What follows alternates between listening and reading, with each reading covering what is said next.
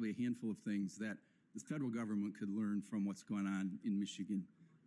The first is the establishment of the Michigan PFAS Action Response Team, which was actually an idea of Robert Delaney, a Michigan DEQ scientist who appeared before your field committee hearing back in Grand Rapids a few years ago. I think that the all-of-government approach is what's really needed for this chemical, and Michigan took the lead in doing that. And that's been a bipartisan effort. I think it's very, very critical to emphasize that.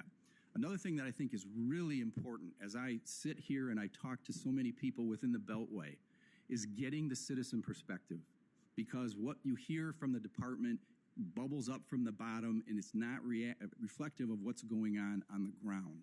And what our Governor Gretchen Whitmer did at the start of her administration was to create a citizens advisory work group that meets with the state bureaucracy to bring those concerns to the state and to help the state react and respond. I think that's a very, very critical aspect that's missing. It's a perspective that's missing. And as we've talked earlier, citizens are left out of this process. Decisions are made without citizen input.